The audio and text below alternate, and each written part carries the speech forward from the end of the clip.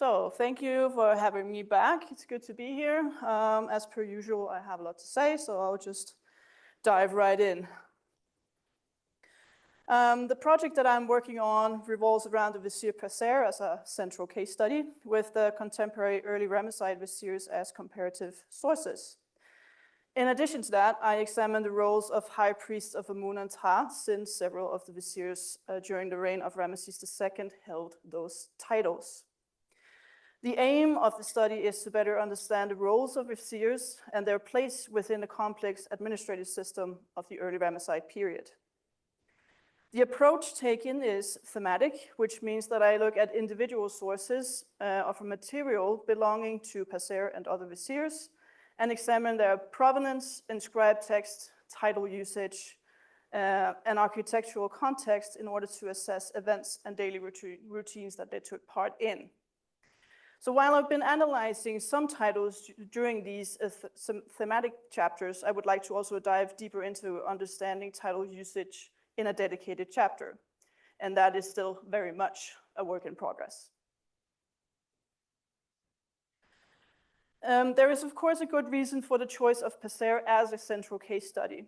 He was in office as Southern Vizier from some point during the reign of Seti I until around the third decade of Ramesses II, and is probably the best attested non-royal individual from the Pharaonic period with the widest range of source material. As of now, he is attested in 16 different areas, and there are 144 sources, meaning monuments, artifacts, and inscriptions carrying his name. And these sources are inscribed with 138 different titles, with some variations included. Because of this, Passer is an extremely good source for a case study in the type of research that I am doing here. As for some source material related to Passer, several of them provide information about specific situations. For example, Passer's tomb, TT 106, contains, in addition to a copy of the duties of the vizier, 2 biographical texts describing his advancements from younger official to the office of vizier, as well as a reward scene showing him receiving gold collars from Seti I. And this, of course, tells the story of his self-presentation. Another source is the diplomatic letter sent from Passer to the king of the Hittites, Hattusili III, after the peace treaty was signed between Egypt and Hatti in regnal year 20 of Ramesses II. This letter shows not only Passer's involvement in the proceedings leading to the treaty, but interestingly also that he communicated directly with a foreign head of state, which there is no other examples of, neither in Armana nor the Boghaz-Köi archives. Specific areas in which sources have been found do also reveal information about specific cultural interests. For example, the west bank of Gebel el-Silsila harbors a range of chapels, of which some were built by viziers. Usur-Amun of the 18th dynasty had one built here, while Passer dedicated a chapel in the spheres of Horemheb, as did a couple of his successors. So this site was a gathering point for many high-ranking individuals during the course of the New Kingdom. Another site of importance during the Ramesside period is the Serapeum. In Ramesses II's regnal year 16, there was a burial of an Apis bull there. And only 2 individuals placed deposits of Ushaptis and other fine goods within the burial chamber of the bull itself. One was Khamwaset, who was son of the king and high priest of Ptah, and the other was Passer. This is a testimony to the high status that he, as an individual, enjoyed. While the mentioned monuments and sites reveal attestations of known provenance, many of Passer's sources come from places not known to us today, as has been discussed earlier today. Lack of provenance can be problematic. However, they still represent a source of information with the text and titles inscribed on them. Take, for example, this small faience water pot. Once there were 2 very similar pieces, but one was unfortunately lost in Berlin during World War II. They are both unprovenanced, but the text written on them reveals some interesting things. And the text reads, "As for any scribe who will write with this pot and will do libation with it while he says," and this is then followed by a standard Hatshepsut formula for the car of the vizier Passer. So this is a testament to an interaction between the vizier and some of his subordinates, the scribes. And presented to the scribes as gifts from the vizier, they show an interaction of passing favors to these subordinates, similar to the king passing favors through the window of appearance, known from different reliefs, and also the reward scene depicted in Passer's own tomb. The comparative sources are firstly a group of mid-18th dynasty viziers consisting of Aametu, Usaramun, Rekhmire, Amunem-Ipet, and Hapu. And secondly, the early Ramesside viziers and contemporaries of Passer, namely Nebamun, Padahotep, Rai, and Neferenpet. The group of 18th dynasty viziers all had either or both the text, the duties of the vizier, and the installation texts inscribed in their tombs. In addition, Aametu was the father of Usaramun and grandfather of Rekhmire, and as such, he formed a powerful family dynasty. They both become relevant to this study because Passer also chose to have the duties of the vizier copied in his tomb chapel, as the only known example of this outside of the limited group of 18th dynasty viziers.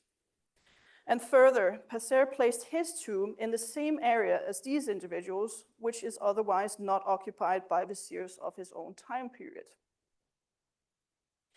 It is therefore my theory that these viziers, it was Usaramun that Passer sought association with, since Passer placed his tomb, TT 106, close to the bottom of the hillside, that is Sheikh Abdel Qurna, on roughly the same level as Usaramun's TT 131. And in addition, he had a mud brick pyramid built further up the hillside, which brought him closer to not only the tomb of the vizier Hapu in TT 66, but also Aametu's TT 83 and Usaramun's second tomb, TT 61. In addition to the special arrangement of these tombs, both Usaramun and Passer had fathers with non-Egyptian names, giving them a similar family background. Usaramun's father was, as mentioned, Aametu, while Passer's father, Nebnecheru, was nicknamed Cheli, which is not of Egyptian origin.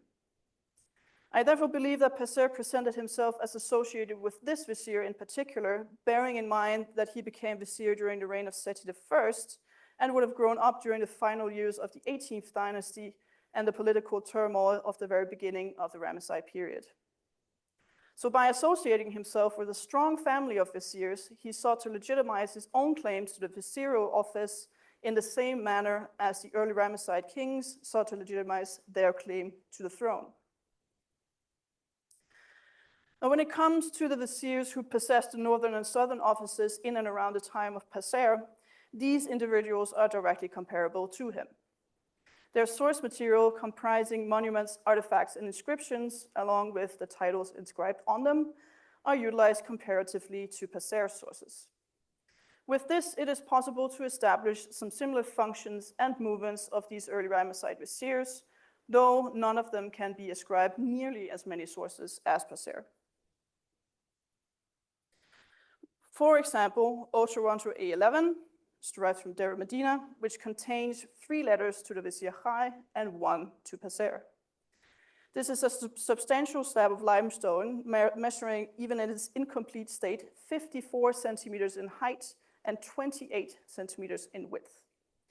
The contents of the letters show that it was not just the scribes and foremen of the work gangs that would contact the vizier directly.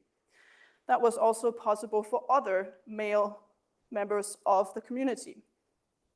They also showcase an instruction on how to address the vizier. As could be expected, they used the Imiran Yu Chati titles and also overseer of the workforce in the place of truth for both viziers. In addition to this, it seems common to have used fan bearer on the right side of the king when addressing or mentioning the vizier. This title was rarely used by the early Ramesside viziers themselves, but is often found in the village in connection to them. Furthermore, it was, during the New Kingdom at least, not reserved for viziers, but also used by a range of other high officials. So the use of this title points to being honorific in the lines of a ranking title, perhaps to be understood as a form of polite address by a subordinate to his superior.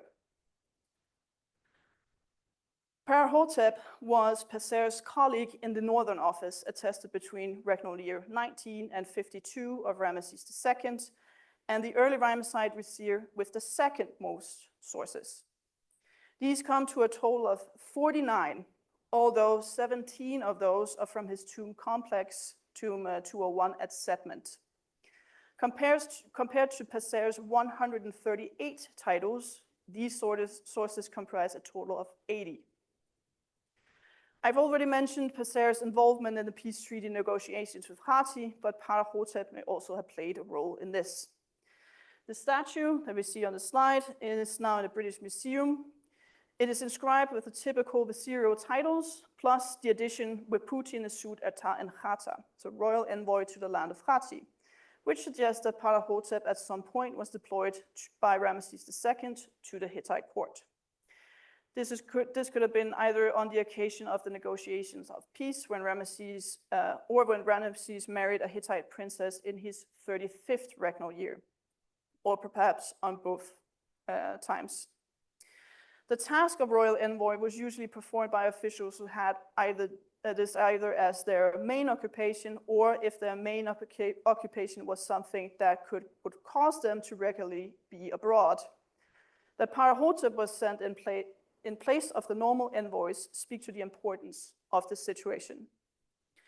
None of Passer's titles suggest that he ever had such an assignment, but he did come to use Chati in Shamal Mehu, vizier of Upper and Lower Egypt. This is found in a graffiti inscriptions in the mountains of Western Thebes.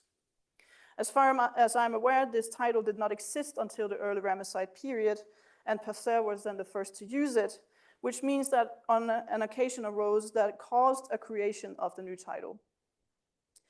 That occasion could then have been Ptahhotep traveling to Hatti and leaving the Northern Office vacant. Both men then performed an ad hoc assignment, something outside their regular routines that prompted them both to commemorate this by using unusual titles. Only one other vizier than Passer in office during the early Ramesside period is attested outside of Egypt. The name of his immediate successor, Rai, who is attested as southern vizier between the 3rd and 6th decade of Ramesses II's reign, was found on a small steatite plaque with his title and name inscribed on one side and a description of the vizier adoring a moon on the other. It was found in Megiddo, the fortified city in Canaan, placed on the important trade route to the northern Levant. The interesting thing about this piece is not only where it was found, but also the choice of titles inscribed on it.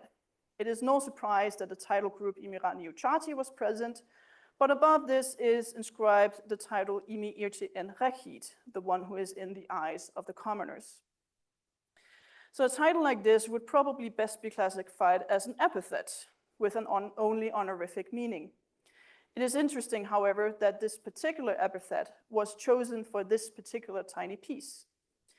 Davies has suggested that since there is no indication that Rai ever was sent on official business to Megiddo, the plaque may have been part of a diplomatic gift exchange with foreign emissaries as they came to pay tribute to Egypt. So it's possible that the title should be considered an epithet, but as an act of self-promotion rather than promotion of royal relations, which would otherwise be expected. As I've shown, I've used titles as a way of researching the tasks and duties performed by viziers. This slide shows all 138 titles used by Passer. These include variations over the same title. For example, we have royal scribe and also true royal scribe. I have noted their usual translation and the place in which it was found. In addition, I have divided them into groups. These are the 3 groups of titles that are regularly used in this field of research. So first we have function titles.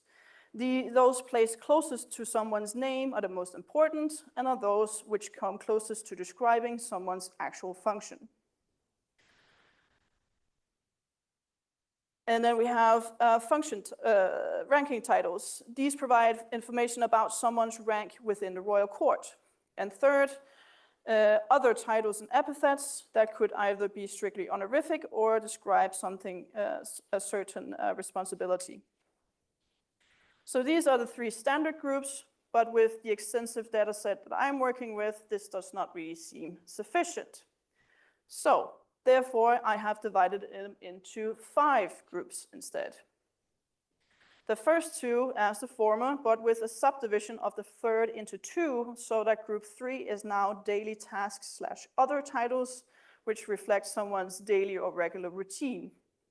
The fourth is then epithets, and the fifth and final is ad hoc titles, reflecting the extraordinary tasks performed only once or on rare occasions in a person's lifetime, as for example, when Passer and Pau-Hotep were involved with the peace treaty negotiations with Hati.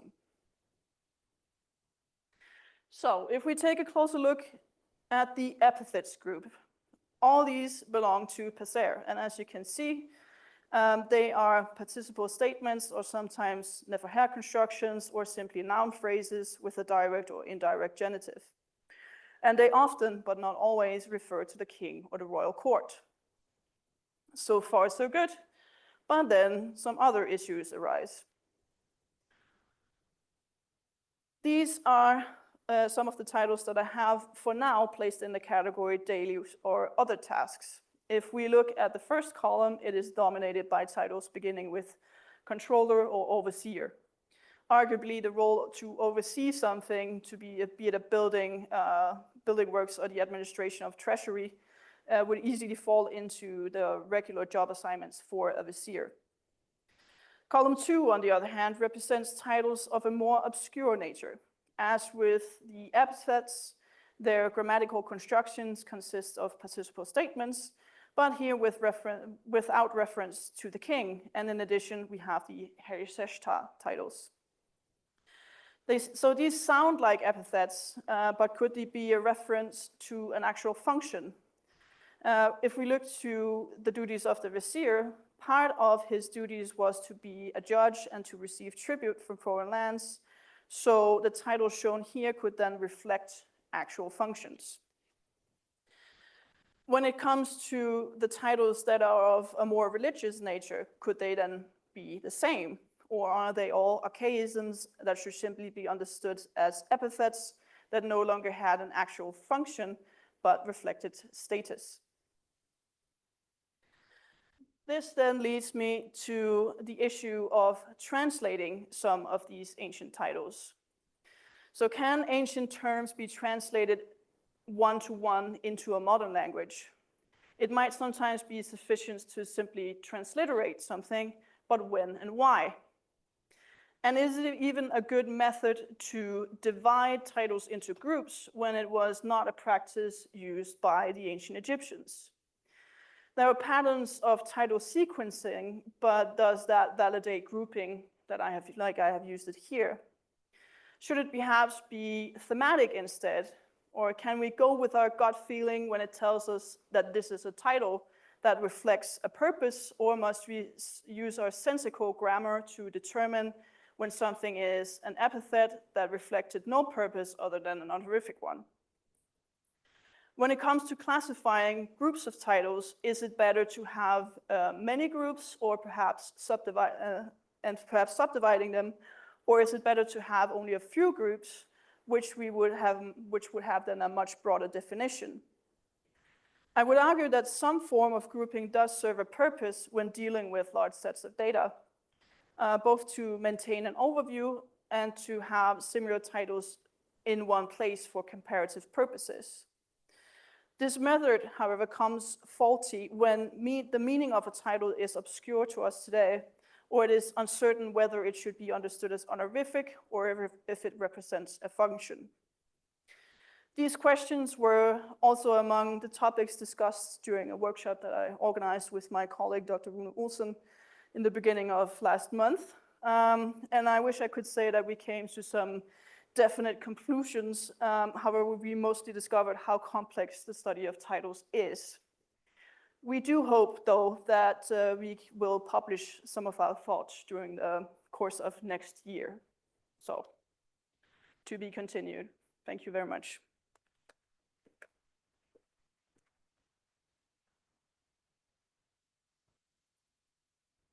Thank you very much.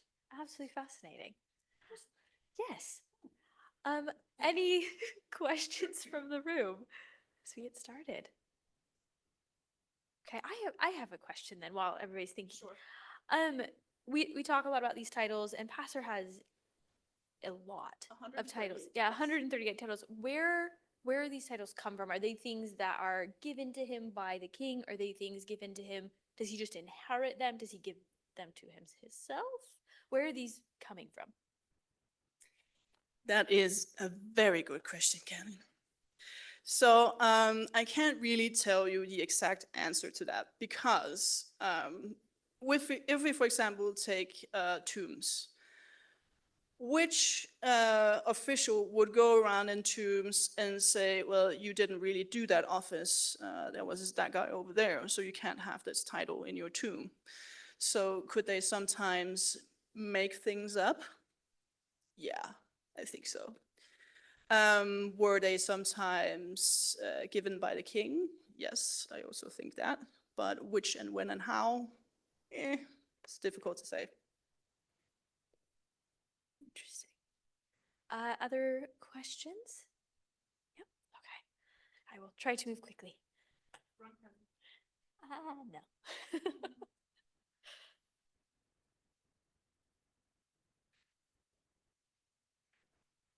Thank you for your fascinating talk, as usual. I had a quick question about you talked about the reward scene in the tomb and the king was Seti the First. Why did he choose Seti over like Ramesses II, for instance? Was it built while he was still vizier for Seti? Can you speak more on that at all, maybe?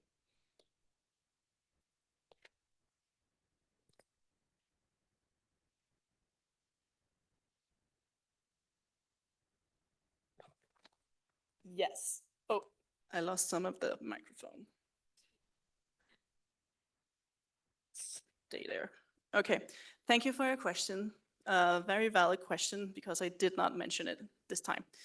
But his tomb, TT-106, was built mainly during the reign of Seti I.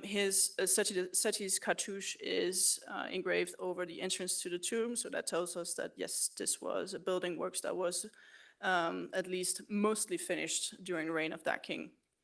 Ramesses II is only briefly mentioned within the tomb, so my theory is that the tomb was almost finished when Seti died and Ramesses became king.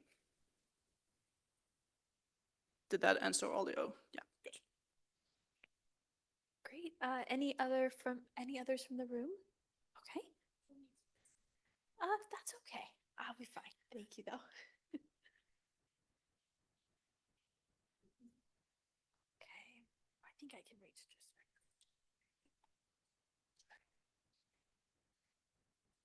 Great talk. I was just wondering, and this might be a silly question, but is there any way we know if these titles would have been spoken, or would they have spoken? So, in rituals, in sort of ceremonial ways, or was it just something that was written down?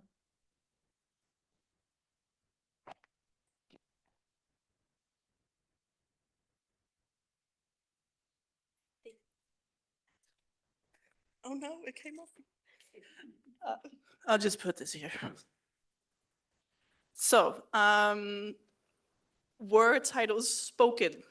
That's a very good question and also very difficult to answer because, again, this is mostly an oral society, which means that they did not write that much down. So did they use, do you mean like if they met someone, as we would say, Mr. President or something? I think they would. I mean, if we look at letterheads and like model letters, copy letters from Del Medina, for example, they use a range of titles to address someone. So I guess it's possible that they would, but it would be speculation on my part because I would not know how exactly they would approach someone in real life. But yeah, I think so. Thanks. All right, let's just check real quick with Valentina and see if we have any questions from Zoom. Yes, we do have one question. First of all, Bente, amazing as always. And the question is there any reference to Pazer being involved in any Habsad ceremonies? No, I think he passed away before that. So we know that the people who succeeded him are mentioned multiple times as proclaiming the Habsat festivals, but by that point, Pazer was no longer alive, I think. Thank you. Thank you. Any other questions on Zoom? Not for the moment. Any other question in the chat? Do you want to ask something else? Just make sure we give them some time. I believe we have time for about, one more question.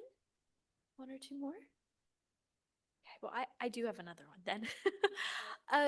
We talk about, again, all of these titles. Are there trends as to when certain titles are used either on certain objects, in certain geographical areas? Is there a pattern to the usage of this many titles? Well, I can't say to a specific title as such, but I can say that the pattern of using that many titles is something that we see specifically in the early Ramesside period. So Pazer and also Pahotep use way more titles than, and also have way more monuments erected, so many more sources than their predecessors. So is that a question of how much has survived, or is it a question of how much did they build? And I believe that it cannot just be that nothing suddenly survived from the 18th dynasty. So I think when we talk about the 18th dynasty viziers, yes, they had more sources, more monuments erected at their time. Some can be usurped and so on, but not nearly as many as the early Ramesside viziers. And also we see after the death of Ramesses II, the number of both titles used by viziers and number of monuments also decline. So there's something going on in the earliest part of the Ramesside period, particularly during the reign of Ramesses II. Okay, that makes sense. Thank you. Any final questions? Great, well, let's give, never mind, sorry, missed it.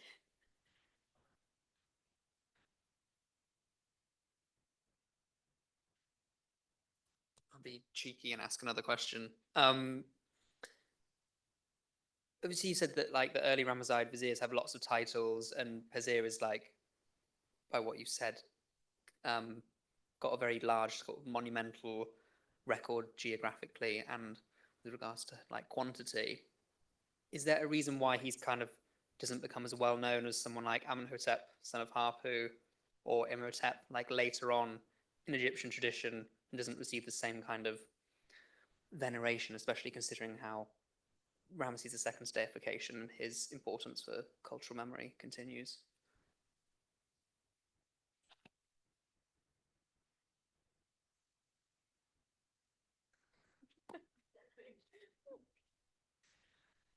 Okay, so big questions for me today.